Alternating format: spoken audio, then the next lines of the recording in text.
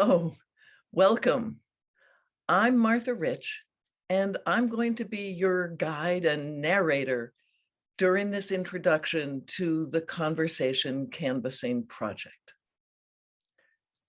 A year ago, as part of its strategic plan, the Grafton County Democrats Executive Board established a voter outreach committee with representatives from all 4 regions of our large county. The group began meeting in March to research and design a voter outreach strategy, aiming to do a pilot project over the summer. The pilot took place in just 3 towns, Lebanon, Enfield, and Canaan. If successful, the idea was that the strategy could then be shared with the whole county.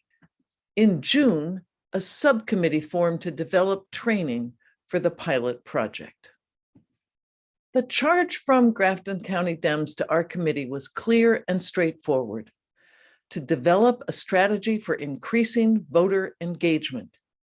That was very open-ended, so we got to think broadly about that concept. And we were drawn to the work of Stacey Abrams, who'd had such success engaging voters, especially those who'd been left out of the process in the past. So we read about her strategy and we came away with 2 main ideas: that the goal of reaching everyone, as she says, and meeting them where they live is the essence of good campaigning, that long-term transformation in politics demands a strategy that looks beyond a presidential cycle to a sustained architecture of engagement. In other words, that we need to be doing continual outreach, not just every 2 or 4 years. So as we were thinking in those broad strategic terms, in April last year, we saw notices about this: voter verification. It happens every 10 years after the census. So last year was one of those years, 2021. All New Hampshire towns are required to review and clean up their checklists. People who have not voted in any election for the past 4 years get a notification. And if they don't do anything, they are removed from the list, and those people need to re-register. So that really helped focus our task, and it gave us 3 interrelated goals. First, to target voters who get deregistered under this process. We also wanted to identify people who voted infrequently and, if possible, talk to undeclared voters about their preferences. Second, with every person we met, we wanted to listen to them and learn what they cared about, what would motivate them or discourage them from voting. And finally, if people needed it, we wanted to give them information about registering. So then the question was, how to do this voter outreach? All right, we know that yelling and arguing don't work very well. And we know that facts don't always change minds, especially when positions are extreme. So if facts and arguments don't change people's feelings about an issue, what will? The key is listening with empathy. That's the heart of a strategy called deep canvassing. Some of us have been curious about this method, and we did an online course with Indivisible. In deep canvassing, volunteers focus on being good listeners and on making a human connection to someone they might disagree with. It's a strategy that began in the marriage equality campaign around 15 years ago. We're talking to folks about marriage for gay and lesbian couples. Do you remember that being on the ballot in 2008? Okay. Prop 8. Yeah, do you remember how you voted on it? We didn't vote. And later on, about 4 years ago, the deep canvassing strategy was adapted by Democrats for political campaigns, and it had a measurable impact on voter turnout. A 17-point boost in voter turnout compared to no canvassing, and that effect was even higher, up to 29% higher turnout when you looked at the most disaffected voters. Eitan Hirsch is a political scientist who studied this method, and he says it's possibly the most successful mode of political persuasion ever measured. This has been proven to be the best way to reach people who aren't engaged and to change their minds and get them to vote. Shows that if you talk to your neighbor, they will get enthusiastic about voting. So we decided to try it. We've ended up calling it conversation canvassing. That's more descriptive, less mysterious. And we designed training for our particular pilot project on voter outreach. That was partly on Zoom and partly in person outdoors. We came up with a basic conversation guide and questions for the data we wanted to collect. And then we did some role playing to practice. Well, so what I hear you say, grandchildren, children, and saving the planet, which I totally agree with.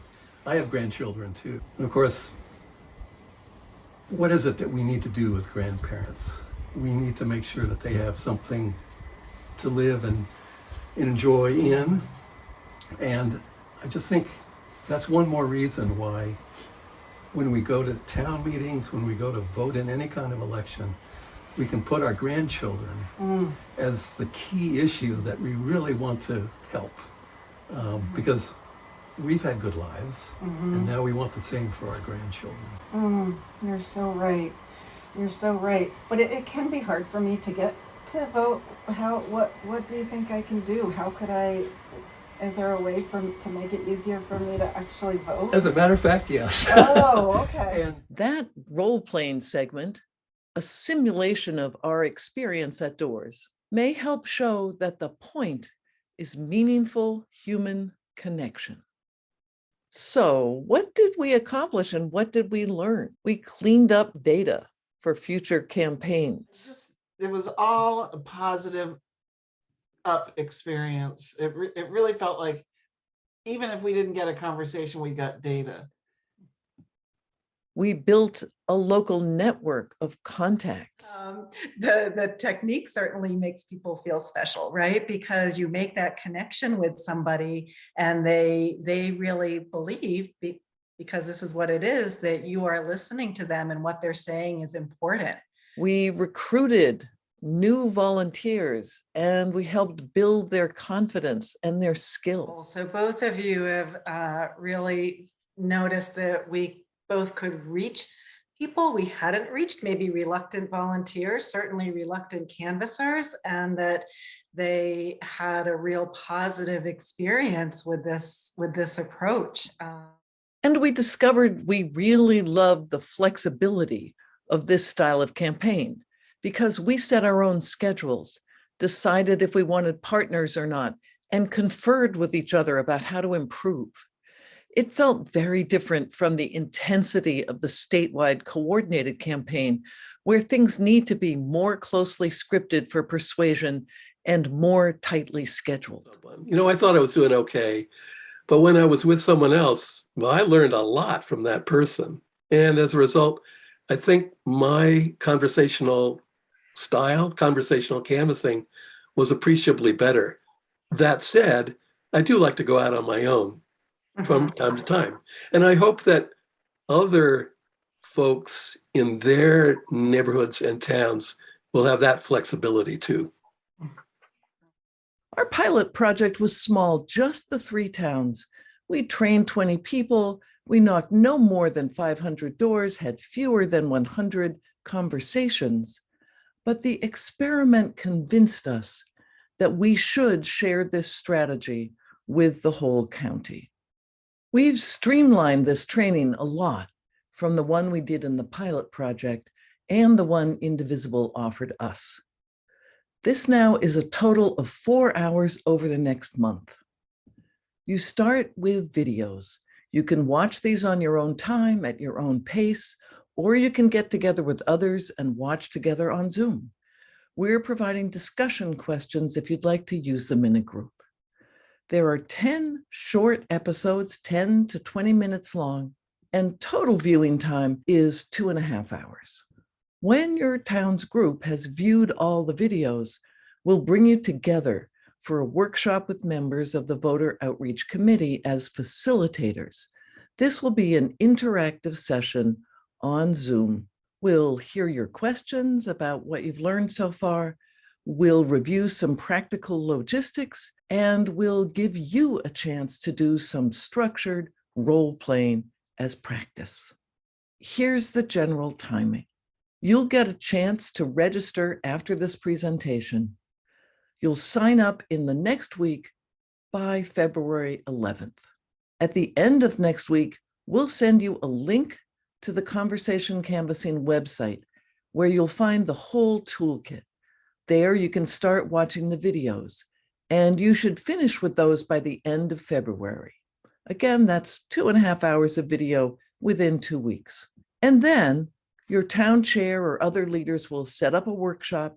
That's one 90-minute Zoom meeting sometime before mid-March. And then you're set to go canvassing on the schedule that's best for your group members until mid-April. It might go longer depending on when the coordinated campaign starts. We don't want to conflict with the coordinated campaign for our New Hampshire candidates. We want to help prepare for it.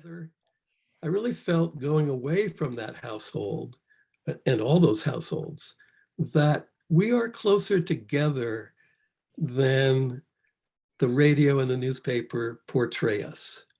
And I want to hold on to that as a hopeful sign as we get closer to the midterms. I think our areas of agreement are possible. Because we know that democracy is not a spectator sport, we need people to take action in all kinds of ways. Going to doors in your community this spring or driving other people to those doors, that might be the way you choose. If so, please register for our training. We'll be very happy to help you learn this powerful strategy.